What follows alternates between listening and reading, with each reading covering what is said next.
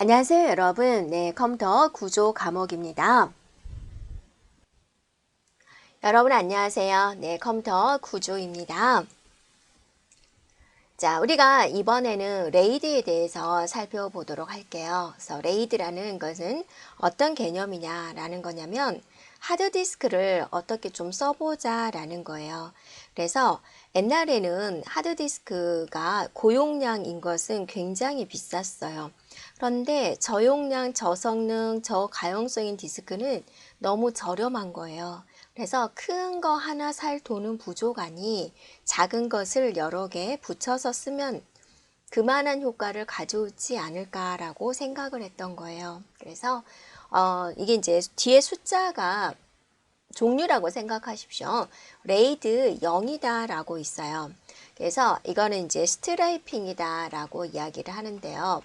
이것은 어떤 방식으로 구현을 하냐면, 자, 여기에 이제 데이터가 있어요. 예를 들어서 대한이라는 데이터를 저장을 해야 된다. 그러면 이거를 따로따로 디귿 저장하는 곳, 에 저장하는 곳, 히읗 저장하는 곳, 하 저장하는 곳, 니은 저장하는 곳, 이런 식으로 다 나눠서 저장하는 방식을 말을 해요. 이렇게요. 자, 언뜻 보면 이제 좋은 것 같죠? 그래서 뭐 좀 불러와. 그럼 불러와. 그럼 얘네들이 한꺼번에 샥 불러오는 거예요. 그래서 일단은 빨라요. 빠르다라는 좋은 점이 있게 됩니다. 그런데 뭐가 문제가 되냐면 만약에 여기서 오류가 발생이 됐어요. 히읗에서 오류가 발생이 돼 버렸단 말이에요. 그러면 히읗이 없으니까 자, 불러왔어요. 대까지 됐죠? 뭔가 빠지고 이렇게 되어 있는 거죠. 그럼 여기 도대체 뭐냐? 데이터를 이해할 수가 없게 돼버리는 거죠. 그래서 이것의 가장 문제점은 뭐냐면 디스크 하나에 오류가 발생이 되면 그걸 해석할 수가 없어 버리게 돼버리는 거죠. 그래서 장애가 발생을 했을 때, 오류가 발생을 했을 때 장애 시에 문제점이 발생이 돼버린 거죠. 그래서 좀 이것만 고치면 좋겠다라고 생각을 한 거예요. 그래서 이제 또 연구원들이 레이드 1이다라는 걸 내놓은 거예요. 그래서 얘는 우리가 핵심적인 게 미러링이다라고 이야기를 해요. 미러는 거울이란 뜻이죠. 여러분 아침마다 거울 보죠. 솔직히 거울 보죠. 거울 보면서 바쁘니까 그러니까 이 닫고 딱 나가는 사람도 있겠지만 거울아 거울아 이 세상에 누가 가장 예쁘니? 자기 얼굴 딱 바라보는 그런 사람도 있죠. 자기 얼굴을 비치면 자기 얼굴이 나와요. 깜짝 놀라는 학생도 있죠. 자, 미러링은 어쩌냐면 두 번 복사를 하는 거예요. 예를 들어서 그러니까 대한이라는 데이터를 저장을 해야 된다. 그러면 여기다가 자, 디귿 저장하는데 디귿을 한 번 더 저장하는 거죠. 이렇게. 애를 저장하는데 애를 한 번 더 저장하는 거죠. 히읗 저장하는데 히읗 한 번 더 저장하는 거고, 아 저장하는데 아 한 번 더 저장하고, 니은 저장하는데 니은 저장하는 이런 방식으로 저장하는 거예요. 그래서 혹시나 여기에 오류가 발생이 됐다. 괜찮죠? 남은 하나에서 불러오면 되니까. 그래서 얘는 오류 문제는 해결을 했어요. 이렇게. 근데 뭐가 문제예요? 용량이 낭비가 되는 거예요. 원래 레이드를 만든 목적이 뭐였어요? 저용량의 하드디스크를 다닥다닥 붙여서 이제 고용량처럼 써보자라는 건데 이렇게 되니까는 제대로 된 용량을 쓰지 못한다라는 용량에 대한 낭비가 되는 거죠. 이렇게요. 물론 안전하긴 하지만 용량에 좀 문제가 있구나. 하지만 이제 오류가 문제가 없다. 이건 뭐라고 그러죠? 신뢰도가 좋다라고 이제 이야기를 하죠. 하지만 사용할 수 있는 용량이 절반으로 뚝 떨어지게 되는 거죠. 그래서 그럼 오류 문제를 다른 방식으로 한번 해결을 해보자 라고 생각을 한 거예요. 그래서 뭐를 만들었냐면 이제 또 레이드 2를 만들었어요. 레이드 2는 이제 뭐가 되냐면 오류 문제를 하기 위해서 일단은 비트 단위가 되는 거고, 오류 문제를 해결하기 위해서 해밍 코드 방식을 채택을 한 거예요. 자, 그리고 이제 또 레이드 3이 있는데 레이드 3은 이제 바이트 단위가 되고요. 해밍 코드 대신에 페리티를 사용을 했어요. 자, 그 다음에 또 레이드 4가 있어요. 얘는 이제 뭐냐면 단위를 블럭 단위로 처리를 했고 페리티를 처리를 했어요.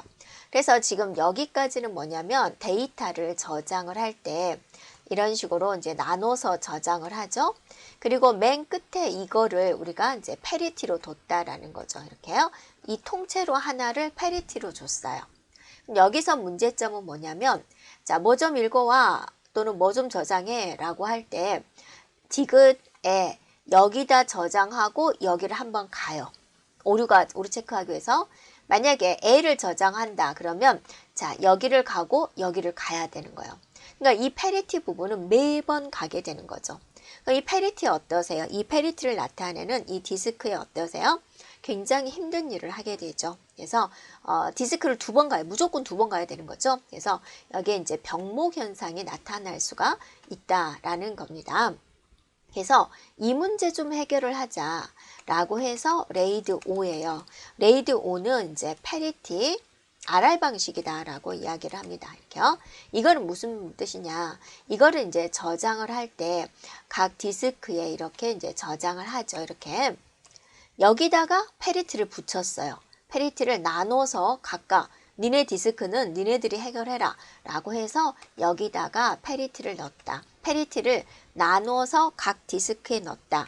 그걸 이제 라운드 로빈이다 라고 이야기를 합니다. 그래서 여러분이 이거 반드시 알고 있어야지 되고요. 제일 많이 나오는 게 0번, 1번, 그 다음에 5번 이렇게 많이 나오고 있어요. 그 단지 용어 자체를 물어보는 겁니다.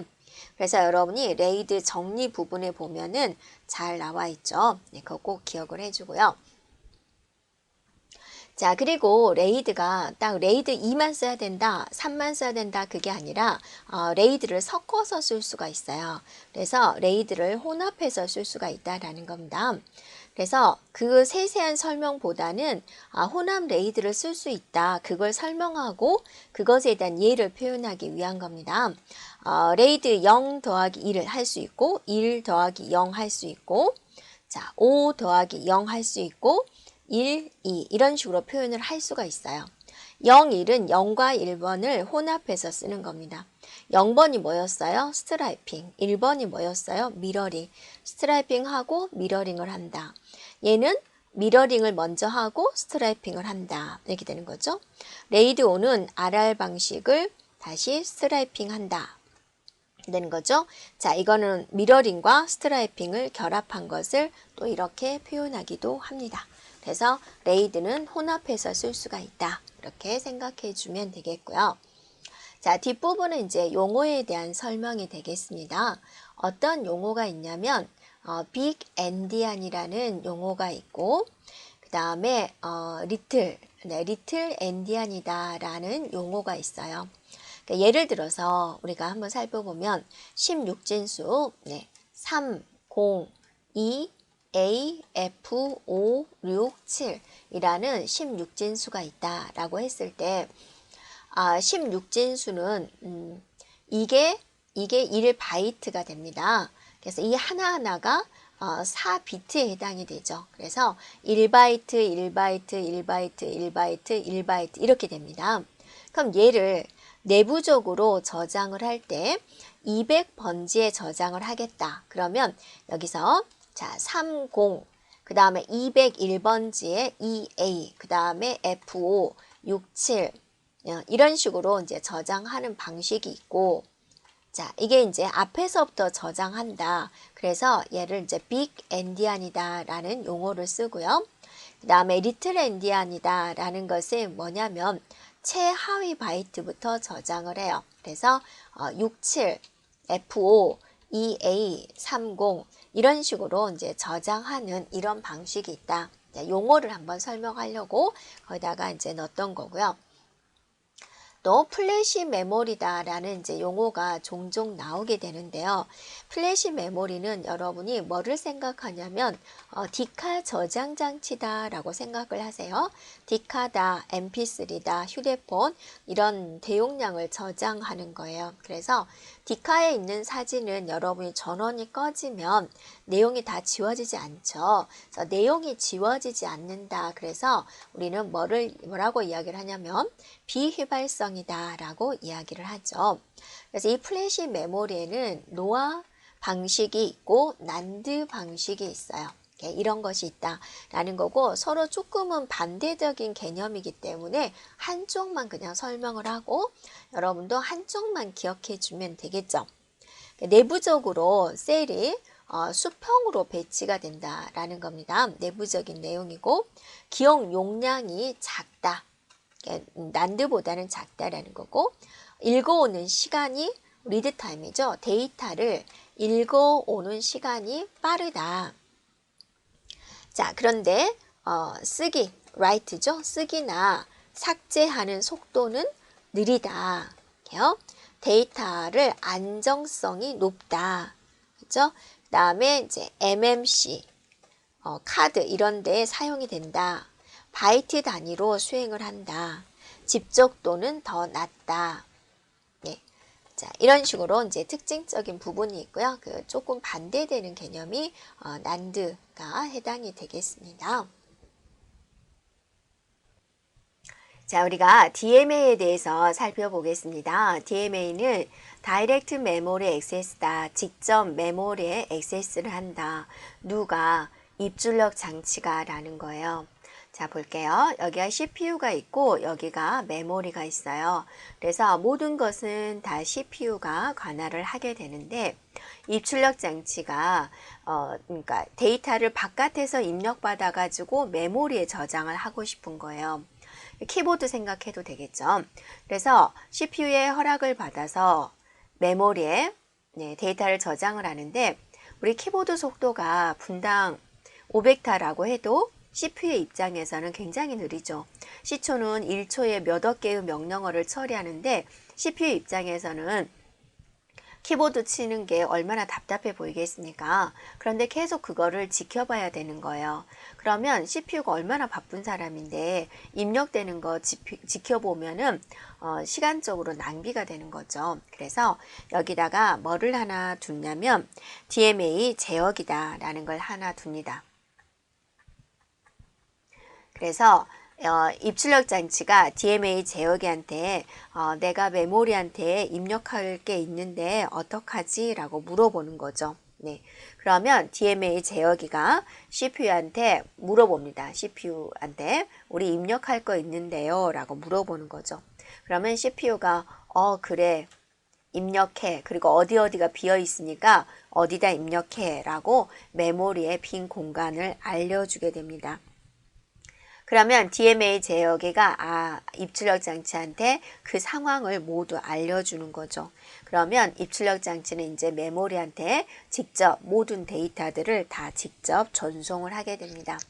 전송이 끝나게 되면 또 DMA 제어기한테 우리 다 입력 끝났어 라고 말을 해주게 되는 거고 DMA 6번이군요. DMA 제어기는 CPU한테 또 우리 다 입력 끝났는데요 라고 이야기를 해주게 되는 거죠. 이런 과정으로 이루어지는 게 바로 DMA다 라는 겁니다. 그리고 이제 사이클 스틸링이라고 있는데 사이클 스틸링은 뭐냐면 CPU가 있고 메모리가 있는데 원래는 CPU가 쓰던 건데 입출력 장치한테 이 선을 넘겨주는 거죠. 네, 그래서 딱 내가 메모리한테 뭔가 하러 왔는데 입출력 장치가 쓰고 있네. 그럼 니네 먼저 써 라고 우선순위를 넘겨주는 거죠. 네. 이 사이클 스트링을 이용하면 입출력 자료의 전송을 빠르게 처리할 수가 있습니다. 예를 들어서 100개의 데이터를 입력을 받아서 그것에 대한 합계를 내고 싶다. CPU 입장에서는 합계를 내는 걸 엄청나게 빠르게 할 수 있어요. 그런데 100개의 데이터가 입력되지 않으면 합계를 낼 수 있나요? 못하잖아요. 그래서 니네 빨리 입력해 라고 이 선을 양보해 주는 거죠. 우선권을 주는 거죠. 네, 그게 사이클 스틸링이라는 용어가 되겠습니다. 자, 이런 기법이 DMA 제어기 기법이고 이걸 구현을 하려면 뭐가 있어야지 되겠죠. 그게 이제 구현한 것이 채널이다라고 생각해 주면 돼요. 이렇게요. 그래서 이 채널은 종류가 셀렉터 채널이 있고요.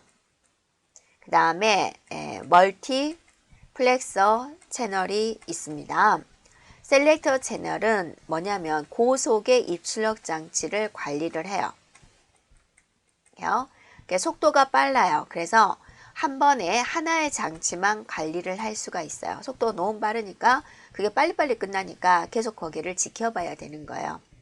멀티플렉서, 멀티라는 말이 뭐죠? 여러 개죠. 그래서 얘는 여러 개의 장치를 관리를 할 수 있어요. 왜 여러 개의 장치를 관리를 할 수 있냐면 하나하나의 장치가 다 속도가 느려요. 그러니까 하나 할 때 하고 있어 하고 나서 또 다른 거 처리하고 이런 식으로 할 수가 있어요. 그래서 특징적인 거 기억해 주면 되고, 이것의 이제 특징적인 걸 고른 게 블럭이고 멀티플렉서입니다. 블럭 멀티플렉서 채널이라고 있습니다. 그러니까 우리는 어쩌면 좋아요. 고속에 여러 장치를 관리했으면 좋겠다 라는 생각이 들죠. 그래서 이거를 구현한 것이 블럭 멀티플렉서 채널이 되겠습니다.